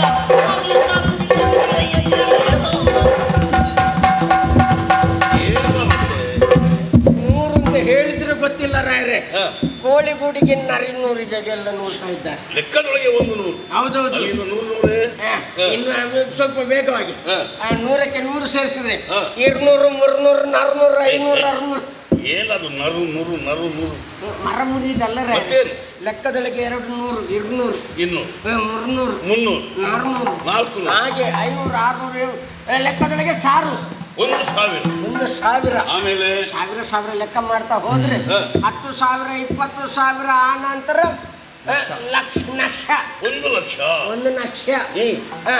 1 ಲಕ್ಷ ಕೋಟಿ ಪಾಂಡಿ ಪರಿ ಕಲಿ ಅದು ಯಾರು ಅದು ಲೆಕ್ಕಕ್ಕಿಂತ ಮಿಗಿಲಾಗಿದ್ದಾರೆ ಗಣೆಗಾರಿದ್ರೆ ಸಾಕಾಗುವುದಿಲ್ಲ ಆಯುಧಗಳು ಬೇಕು ಆಯುಧ ನಿನ್ನಲ್ಲಿ ಏನೈತೆ ಬಿಲ್ವಾಣ ಕತ್ತಿ ಒಬ್ಬೊಬ್ಬರಲ್ಲಿ ಒಂದೊಂದು ಆಯುಧ ಐತೆ ನನ್ನಲ್ಲಿ ಒಂದು ಪರ್ಮುಖ ಐತೆ ಯಾವಕ್ಕೆ ಅದಲ್ಲ ಯಾಕೆ ಅದು ಈಗ ಆ ಕಡೆಯಿಂದ ಬರುವಾಗ ಈ ಕಡೆಯಿಂದ ಮದ್ದು ತುಂಬಿಸುವುದು ಆ ನಂತರ ಹೀಗೆ ಹಿಡಿದು ಕಿವಿಗೆ ಬೆಂಕಿ ಕೊಟ್ಟು ಗೋವಿ ಕಿವಿಗೆ ಇಷ್ಟಾಗುವ ಈಗ ಅತ್ತ ನಾನು ಇತ್ತ ಬಂದು ಶಾಣ ನೀನು ಉದಯಪ್ಪಣ್ಣ ಆಯುಧಗಳಿದ್ರೆ ಸಾಕಾಗುವುದಿಲ್ಲ ಬಲೆಗಳು ಬೇಕು ಯಾವುದೆಲ್ಲ ಬಲೆಗಳಿಬೇಕು ಹೇಳು ನಿನ್ನಲ್ಲಿ ಏನು ಬಲೆ ಐತೆ ದೊಡ್ಡ ಬಲೆ ಒಬ್ಬೊಬ್ಬರಲ್ಲಿ ಒಂದೊಂದು ಬಲೆ ಐತೆ ನನ್ನಲ್ಲಿ ಕೆಲವು ಬಲೆ ಐತೆ ಇರ್ತಲೆ ಮಿತ್ತಲೆ ಎಕ್ಕಲೆ ಬಿಸಲೆ ಕಡಲೆ ಅಂಚೆ ಬಲೆ ಇಂಚಿ ಬಲೆ ಹೋದ ಬಲೆ ಮುಟ್ಟಲೆ ಅದನ್ನೇ ಮಾಡಿದ್ದ ಇಷ್ಟವರೆಗೆ ಇರ್ತಲೆ ಅಂದ್ರೆ ಕೆಳಗೆ ಕಟ್ಟುವ ಬಲೆ ಎಕ್ಕಲೆ ಅಂದ್ರೆ ಎಟಕೋಷ್ಟಲ್ಲಿ ಕಟ್ಟುವ ಬಲೆ ಬಿಸಲೆ ಅಂದ್ರೆ ಬೀಸುವ ಬಲೆ ಬಿಸಲೆ ಅಂದ್ರೆ ಬೀಸುವುದ ಕಡಲೆ ಅಂದ್ರೆ ಕಡೆ ಸುತ್ತಿಗೆ ಕಟ್ಟುವಂತ ಬಲೆ ಕೊನೆಗೆ ಕಟ್ಟುವ ಅಂಚಿ ಬಲೆ ಅದು ಯಾಕೆ ಆಚೆ ಬದಿಯಿಂದ ಕಟ್ಟುವ ಬಲೆ ಇಂಚಿ ಬಲೆ ಯಾರನ್ನು ಕರೆಯುವುದು ನೀನು ಇಂಚಿ ಬಲೆ ಈ ಕಡೆಯಲ್ಲಿ ಕಟ್ಟು ಈ ಕಡೆ ಹೋದ ಬಲೆ ಹೊದರಿಗೆ ಕಟ್ಟುವ ಬಲೆ ಹೊದರಿಗೆ ಕಟ್ಟುವಂತ ಮುಟ್ಟಾಳೆ ಹೊಸತು. ಈಗ ಅದಕ್ಕೆ ಮುಟ್ಟಿದ್ರೆ ಸಾಕು, ಮತ್ತೆ ತಪ್ಪಿಸಿಕೊಳ್ಳಿಕ್ಕೆ ಆಗುದಿಲ್ಲ. ಅಂತಹ ಚಾಣಕ್ಷತೆ ಉಳ್ಳವಂತಹ ತಪಾಲೆ ತಪಾಲೆ ಅದ್ಯಾಕೆ? ಈಗ ಅದಕ್ಕೆ ಸಿಕ್ಕಿಕೊಂಡ್ರೆ ಮತ್ತೆ ತಪ್ಪಿಸಿಕೊಳ್ಳಿಕ್ಕೆ ಆಗುದಿಲ್ಲ. ಇಂಥ ಬಲೆ ಎಲ್ಲ ಐತೆ. ಹೌದಾ? ಒಳ್ಳೆಯದು. ಶಾಣನೆ ನೀನು. ಮತ್ತೆ ಬಲೆಗಳಿದ್ದಾವೆ, ಆಯುಧಗಳಿದ್ದಾವೆ, ಎಲ್ಲ ಸರಿ. ಈಗ ಮೃಗ ಎಲ್ಲಿದೆ ಅಂತ ಕಂಡು ಹಿಡಿಬೇಕಂತಾದ್ರೆ ಒಂದು ಕುನ್ನಿ ಮರಿಬೇಕು. ನಾಯಿ ಮರಿ, ಹ. ನಾಯಿ ಮರಿ ಬೇಡ. ಯಾಕೆ?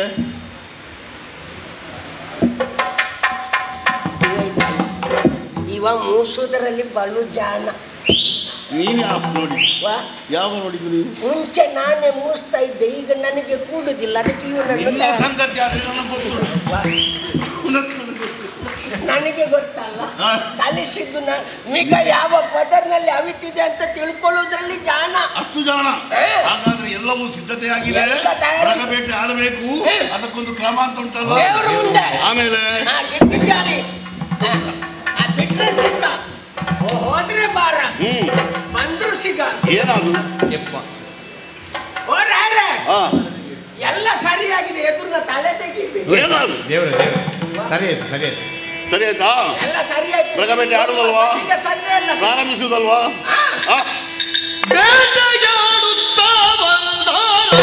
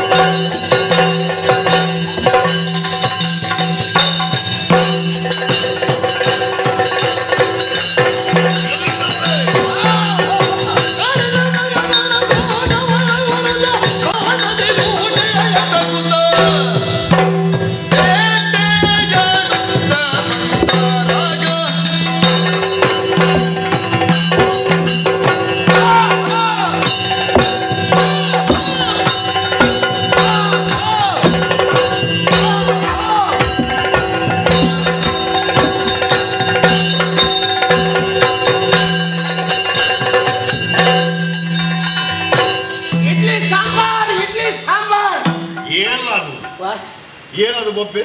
ಅಲ್ಲ, ಈ ರೀತಿ ಬೊಬ್ಬೆ ಉಳ್ಕೊಂಡು ಹೋದ್ರೆ ಏನಾದೀತು? ಅದಕ್ಕೆ ಇಡ್ಲಿ ಸಾಂಬಾರ್. ಇಡ್ಲಿ ಸಾಂಬಾರ್ ಯಾಕೆ? ಆ ಸುದ್ದಿ ಹೇಳಿದಾದ್ರೂ ಇವರು ಸುಮ್ಮನೆ ಇರ್ತಾರಂತ. ಅದಲ್ಲ, ಇರ್ಲಿ ಸಾವಧಾನ. ಸಾವಧಾನ ಒಳ್ಳೆಯದು. ಈ ರೀತಿ ಬೊಬ್ಬೆ ಹೊಡಿತಾ ಹೋದ್ರೆ ಸತ್ತಮ್ಮಿಗಾದ್ರೂ ಎದ್ದು ಓಡಿ ಹೋದಿ. ಈಗ ಆಗಬಾರ್ದು. ನಾವು ಮೃಗ ಹಿಡಿಯಲೇಬೇಕು. ಅದಕ್ಕಾಗಿ ಒಬ್ಬೊಬ್ಬರು ಒಂದೊಂದು ಗಂಡಿಯಲ್ಲಿ ನಿಲ್ಬೇಕು. ಯಾರು ಯಾವ ಗಂಡಿಯಲ್ಲಿ ನಿಲ್ತಾರೆ? ಅದು ಸರಿ. ನೀನು ಯಾವ ಗಂಡಿಯಲ್ಲಿ? ನೀನು ಯಾವ ಕೆಳಗಂಡಿ? ಮೇಲ್ಗಂಡಿ? ಉದ್ದಂಡಿ. ಇವ ಉದ್ದಂಡಿ, ಅವ ಕೆಳಗಂಡಿ. ನೀನು ನಾನು ನೀರು ಕೆಳಗಿಂದ ಮೇಲೆ ಹೋಗೋ ಗಂಡಿಯಲ್ಲಿ ನಿಲ್ತೇನೆ. ಕೆಳಗಿಂದ ನೀರು ಮೇಲೆ ಹೋಗುದಿಲ್ಲ. ಹೋಗ್ತದೆ? ಹೋಗಲ್ಲ. ಹೋಗ್ತದೆ? ಹೋಗಲ್ಲ. ನಾ ಕಂಡೆ. ನೀಲಿ ಕಂಡೆ. ಸರಿಯಾಗಿ ಉತ್ತರ ಹೇಳಬೇಕು. ಏನ್ ಗೊತ್ತಿಲ್ಲ. ಹೆಂಗದು? ಈಗ ನೀರು ಕುಡಿಲಿಕ್ಕೆ ಕೆಳಗಂಡಿಗೆ ಬರ್ತದ? ಹೊಟ್ಟೆ ತುಂಬ ನೀರು ತುಂಬಿಸಿಕೊಂಡು ಕುಡಿಯುತ್ತದೆ. ಕೆಳಗಿಂದ ನೀರು ಮೇಲೆ ಹೋಗ್ತಾ ಇದೆ. ಆ ಗಂಡಿಯಲ್ಲಿ ನಿಂತು ಮಿಗದ ಮಂಡೆಗೆ ಸಾಕು. ಶಾಣ ನೀನು ಎತ್ತರವಾದಂತಹ ಬೆಟ್ಟದಲ್ಲಿ ಮೃಗ ಇರುತ್ತದೆ. ನೀರು ಕುಡಿಯುವುದಕ್ಕಾಗಿ ಕೆಳಮುಖವಾಗಿ ಇಳಿದು ಬರ್ತದೆ. ಹೌದು. ತೊರೆಯಲ್ಲಿದ್ದಂತಹ ನೀರನ್ನು ಹಿರಿ ತನ್ನ ಹೊಟ್ಟೆಯಲ್ಲಿ ತುಂಬಿಸಿ ಆಮೇಲೆ ಮೇಲ್ಮುಖವಾಗಿ ಹೋಗುವುದಕ್ಕೆ ಕೆಳಗಿನ ನೀರು ಮೇಲೆ ಹೋಗುವುದು. ನಿನ್ನದು ಇದು ಮೇಲ್ಗಂಡಿ ಅಲ್ವಾ? ಆಗ್ಲಿ. ಈ ಕಾಡಿನಲ್ಲಿ ಮೃಗ ಎಂತದ್ದು? ನಾ ಕಾಣೆ. ಆ ಕಾಡಿನಲ್ಲಿ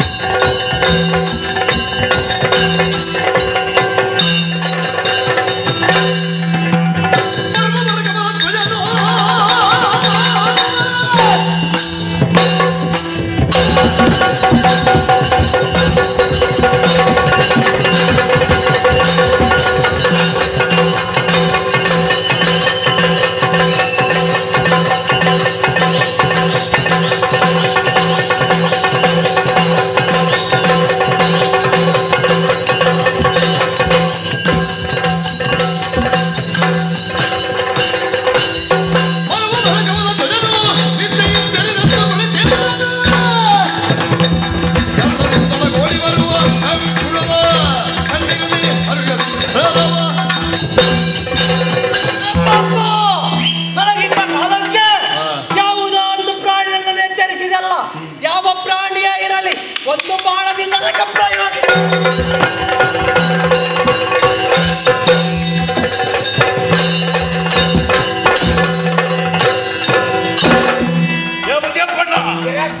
ಹೇಗೆ ಬೇಟೆ?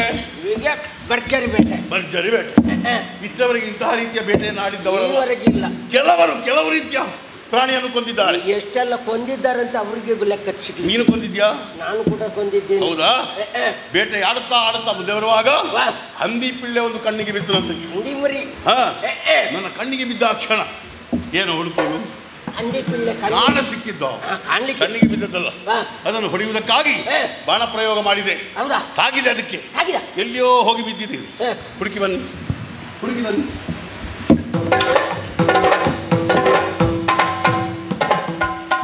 ಏನು ಏನು ಅದು? ಏನು ನಕ್ಕೈತೆ ಅಲ್ಲ, ರಕ್ತ ಐತೆ, ಅದನ್ನು ನಕ್ಕು. ನಿನ್ನೆ ಯಾರು ದೊಡ್ಡದಿದೆ?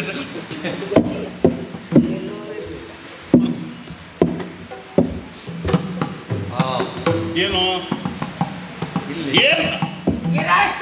ಏನು ಹಂದಿ ಪಿಳ್ಳೆ ಗೊತ್ತಾಗೈತೆ, ಗೊತ್ತಾಗೈತೆ. ಹಂದಿ ಪಿಳ್ಳೆ ಮೇಲೆ ಹುತ್ತ ಬೆಳೆದೈತೆ. ಹಂಗಲ್ಲ ಅದು. ಹಂದಿ ಹೆದರಿ ಹುಂತದೊಳಗೆ ತೂರಿರ್ಬೇಕು. ಹುಂತವನ್ನಾಗಿ ಹಂದಿ ಎಳಿ ಕೈಲಾಗಿರಿ ಒಬ್ಬೊಬ್ಬರೇ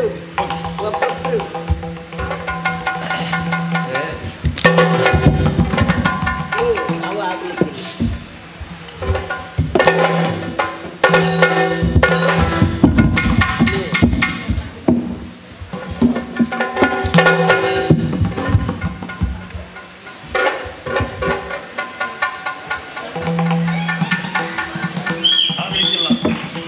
ಆಗಲಿಕ್ಕೆ ಮಾತ್ರ ಕೆಲಸಕ್ಕೆ ಒಂದು ಆಗಲಿ. ನೋಡುವ, ನೀನು ಹೋಗು.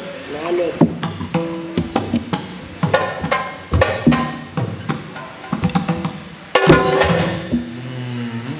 ಏನಿಲ್ಲ, ಎಲ್ಲೋ ಕೆಟ್ಟು ಬೀಳ್ತಾ ಉಂಟು ರಾಯರೇ.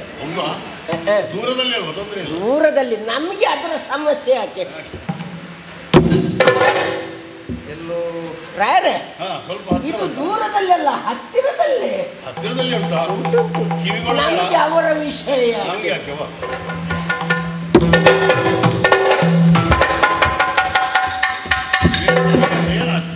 ರಾಯರೇ, ಏನಾಯ್ತು? ದೂರದಲ್ಲೆಲ್ಲ ಹತ್ತಿರದಲ್ಲಿ ನಿನಗೆ ಬಿದ್ದದ್ದು? ನನಗೆ ಬಿದ್ದದ್ದು. ಹೌದಾ? ಏನು ರಾಯರೇ, ಅದು ಹೊಂಟಲ್ಲ, ಮಾರಿ ಮನುಷ್ಯ. ಮೇಘವನ್ನು ಕಾಲಾಡಿಗೆ ಹಾಕಿ ಅಲ್ಲಿ ನಿಂತುಕೊಂಡವನು. ಕಾಲ್ ದೆಸೆಯಲ್ಲಿ ಹಾಕಿ ಮೇಲೆ ನಿಂತುಕೊಂಡವನು. ಹೌದು. ಹಾಗಾದ್ರೆ ಕೇಳಿ ಪಡಿಬೇಕು. ಅದೇ ಒಬ್ಬರು ಕಳಿಸಿ. ಒಬ್ಬೊಬ್ಬರು ಹೋಗಿ ಕೇಳಿ ತಕೊಂಡು ಬನ್ನಿ. ನಿಮಗೆ ಭಾಷೆಯಲ್ಲಿ ಹೇಗೆ? ಅವ ಜಾಣ, ಅವ ಬಾಜಾಣ.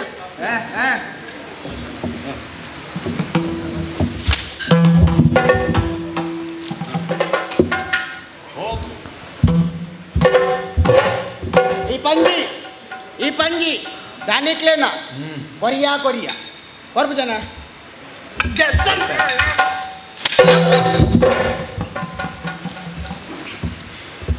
ಈ ಹಂದಿ ನಮ್ಮ ಒಡೆಯನಿಗೆ ಸಂಬಂಧ ಕೊಡ್ತೀಯಾ ಇಲ್ವಾ?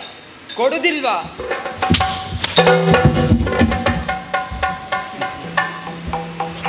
ये सुअर है ना, अत्ते मनेगे अपन का दानी का है, तू देता है नहीं तो मार खाता है, ये खाता है।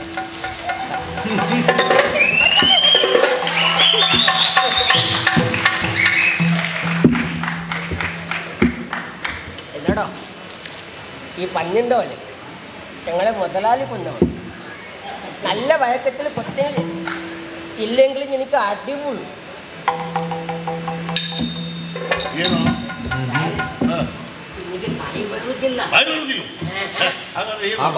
ಬಾಯಿ ಬರೆದವರಲ್ಲಿ ಹೇಗೆ ಮಾತಾಡ್ಬೇಕು ಅಂತ ನನಗೆ ಗೊತ್ತಿಲ್ವಾ ನಿನಗೆ ಮತ್ತೆ ಕೆಲವು ಸಮಯ ಅವರ ಜೊತೆಯಲ್ಲಿ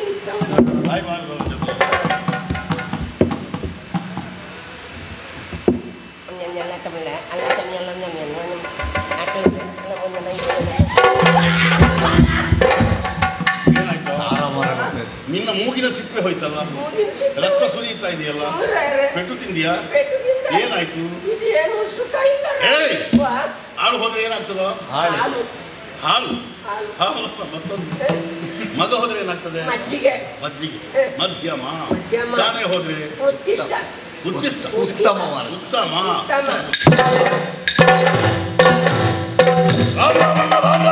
ಪ್ರತಿ ನಮಸ್ಕಾರ. ಅಯ್ಯ, ಕಾಡಬೇಡರನ್ನ ಮೃಗಬೇಟೆಯಾಡುತ್ತಾ ಬಂದವರು. ಹಂದಿ ಪಿಳ್ಳ ನಮ್ಮ ಕಣ್ಣಿಗೆ ಕಾಣ ಸಿಕ್ಕಿತ್ತು, ಬಾಣ ಪ್ರಯೋಗ ಮಾಡಿದೆ, ತಾಗಿದೆ, ಅದಕ್ಕೆ ಸತ್ತು ನಿನ್ನ ಕಾಲ ದೆಸೆಯಲ್ಲಿ ಬಿದ್ದಿದೆ. ಅದನ್ನು ಕೊಡಯ್ಯ. ನೀನು ಬೇಟೆಯಾಡಿರಬಹುದು, ಹಂದಿಯನ್ನು ನೋಡಿರಬಹುದು, ಆದ್ರೆ ಬಾಣ ತಾಗಿದ್ದು ಯಾರದ್ದು? ಅದು ನನ್ನ ಬಾಣ. ಆದ್ದರಿಂದ ನಾನು ಕೊಂದ ಹಂದಿ ಕೊಡಲಾರೆ. ನಾನು ಬಿಟ್ಟ ಬಾಣ ತಾಗಿದೆ, ಅದು ಕೊಡಬೇಕು. ನಾನು ಬಿಟ್ಟ ಬಾಣ ತಾಗಿದೆ, ಅದು ಕೊಡಬೇಕು. ನಾನು ಕೊಡುವುದಿಲ್ಲ. ಅವ ಕೊಡೆ ನೀವು ಬಿಡೆ. ಈ ಕೊಡೆ ಬಿಡೆ ಇಟ್ಕೊಂಡು ನಾವೇನು ಮಾಡುವುದು? ಏನ್ ಮಾಡುವುದು? ಇದಕ್ಕೆ ಒಂದು ಮೂರನೆಯ ವ್ಯಕ್ತಿ ಆಗ್ಬೇಕು. ಮೂರನೇದೇನು? ಮೂರನೇ ಜನ ಆಗ್ಬೇಕು. ಅಂದ್ರೆ ವಾದ ಪರಿಹಾರ ಮಾಡುವುದು. ಪರಿಹಾರ ಯಾರಿದ್ದಾರೆ? ಈಗ ಬಂದ್ರು. ಯಾರಿದ್ದಾರೆ? ಇಲ್ಲಿ ಬಂದ್ರು, ಅಲ್ಲಿ ಬಂದ್ರು. ಏನಣ್ಣ? ಈಗ ನಿಮ್ಮಿಂದ ಒಂದು ಉಪಕಾರಿ ಆಗಬೇಕು. ಏನ? ಬೇರೆ ಉಪಕಾರ ಏನಪ್ಪ? ನಮ್ಮ 1 ರೂಪಾಯಿಗೆ ಒಂದು ಪಂಚಾಯತ್ ಆಗಿದೆ. ಏನು ಪಂಚಾಯತಿಗೆ 1 ರೂಪಾಯಿಯಲ್ಲಿ ಪಂಚಾಯತ್? ಈಗ ಎಲ್ಲದಕ್ಕೂ ಕಾಯಿಸುತ್ತ ನಿನಗೆ ಗೊತ್ತು. ಅದಲ್ಲ, 1 ರೂಪಾಯಿಯಲ್ಲಿ ಪಂಚಾಯತಿ ಆಗಬೇಕು. ಮಾಡುವ ಪಂಚಾಯತಿಗೆ ಏನಾಗ್ಬೇಕಪ್ಪ? ನಾವು ಹೊಡೆದ ಹಂದಿಯನ್ನು ಆ ಮನುಷ್ಯ ಹೊಡೆದದ್ದು ಅಂತ ಹೇಳ್ತಾ ಇದ್ದಾನೆ. ಹೌದಾ? ಈಗ ಹಂದಿ ಯಾರ್ದು ಅಂತ ಒಂದು ತೀರ್ಮಾನ ಕೊಡಬೇಕು. ನಾನು ಮಾತಾಡ್ತೇನೆ. ರಾಮಣ್ಣ ನಮಸ್ಕಾರ. ಹಂದಿ ಕೊಂದದ್ದು ಇವರಂತೆ ಅಲ್ವಾ? ಅವರು ಕೊಂದದ್ದಲ್ಲ, ಹಂದಿ ಕೊಂದವ ನಾನು. ಅವ ಹಠ ಬಿಡುವುದಿಲ್ಲ. ಹಾಗಾದ್ರೆ ನಿಮ್ಮೊಳಗೆ ಒಂದು ವ್ಯವಸ್ಥೆ ಆಗಲಿ. ನಾವೊಂದು ಚರ್ಚೆಗೆ ಹೋಗೋಣ. ಚರ್ಚೆ ಬೇಡ, ವ್ಯವಸ್ಥೆ ಮಾಡುವ. ಹೇಗೆ? ನಿಮ್ಮೊಳಗೆ ಯುದ್ಧ ಆಗ್ಲಿ. ಯುದ್ಧದಲ್ಲಿ ಯಾರು ಗೆಲ್ತಾರೋ ಅವರಿಗೆ ಹಂದಿ ಪೆಟ್ಟು. ಅಲ್ಲಿವರೆಗೆ ಹಂದಿಯಲ್ಲಿ ಇಲ್ಲಿ ಇರ್ಲಿ ನನ್ನ ಹತ್ರ. ನಾನು ಕೂಡ ಇವರ ಜೊತೆಯಲ್ಲಿ ಇರ್ತೇನೆ. ಎಲ್ಲಿಯಾದ್ರೂ ಹಂದಿ ಇವ್ರಿಗೆ ಬಿಟ್ಕೊಂಡು ಹೋದ್ರೆ ಕಾಣ್ತಾರೋ?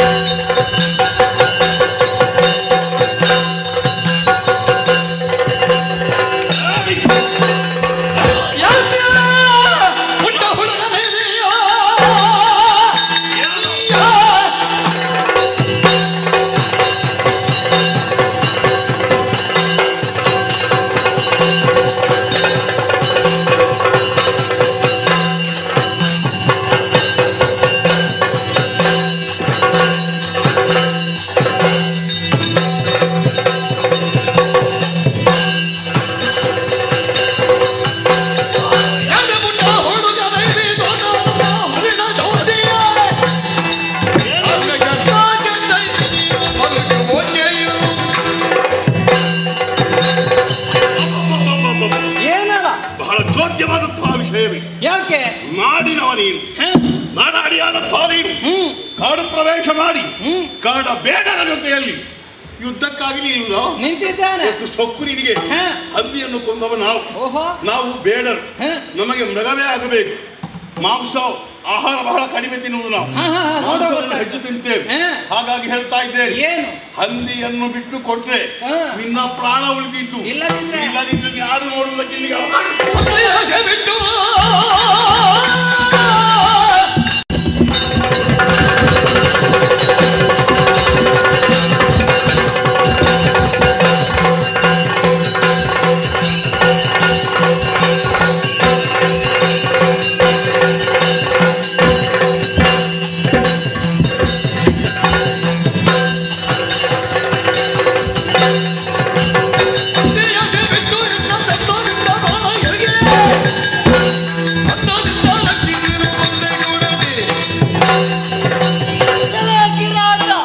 ನಾನು ಕೊಂದ ಹಂದಿಯನ್ನು ನೀನು ಕೊಂದದ್ದು ಅಂತ ಹೇಳಿದ್ರೆ ಕೇಳುವವ ನಾನಲ್ಲ.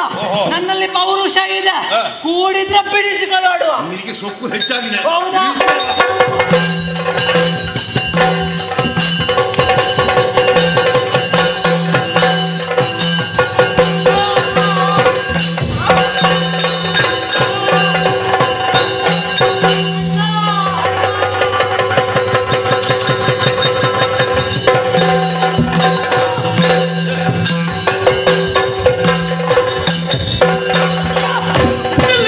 ಹುಡುಗನ ಕಟ್ಟಿಕೊಂಡು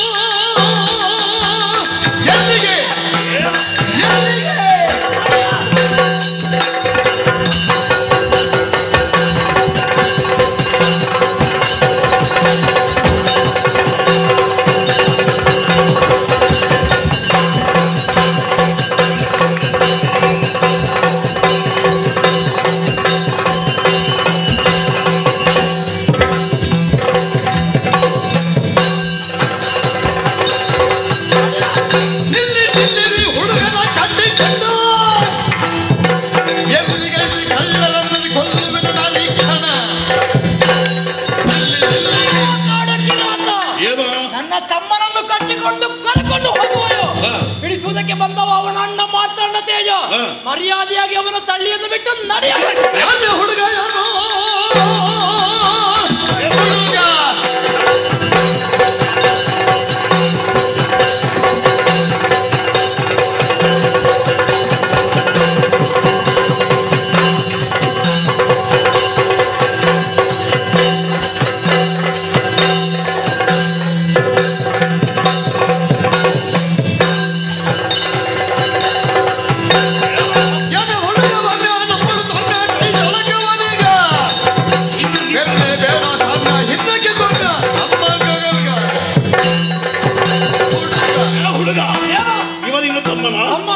ರಕ್ಷಣೆ ಮಾಡುವುದಕ್ಕೆ ನೀನು ಬಂದದ್ದು. ಒಂದೇ ನಾಣ್ಯದ ಎರಡು ಮುಖಗಳಂತೂ ಕಾಣ್ತಾ ಇದ್ದೀರಿ. ಆದರೂ ನಿಮಗೆ ಸೊಕ್ಕು ಹೆಚ್ಚಾಗಿದೆ ಅಂತ ನನಗೆ ಅರ್ಥವಾಗುತ್ತಾ ಇದೆ. ಇನ್ನಷ್ಟಿಲ್ಲ. ಏ ಬಂಡ ಹುಡುಗ, ನಾನೇನೆಂಬುದನ್ನು ತೋರಿಸಿಕೊಡ್ಬೇಕ ನಿಮಗೆ? ಬನ್ನಿ ನನ್ನ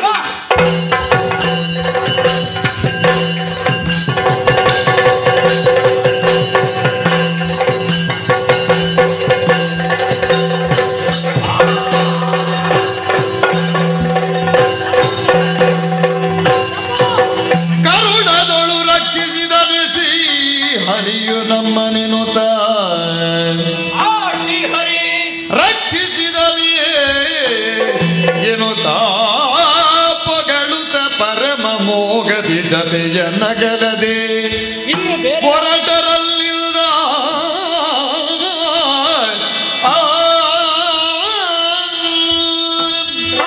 ಅಣ್ಣ, ನನ್ನ ಅಪರಾಧವನ್ನು ಕ್ಷಮಿಸು. ಖಂಡಿತ ಅಪರಾಧ ಅಲ್ಲ ತಮ್ಮ. ಯಾಕಣ್ಣ? ನಮ್ಮ ಆಸೆ ಆದಷ್ಟು ಬೇಗ ಪೂರೈಕೆಯಾಗಬೇಕನ್ನುವ ಕಾರಣಕ್ಕಾಗಿ ನಾವು ಬೇರೆ ಬೇರೆಯಾಗಿ ಹೋದವರು. ನಿಜ.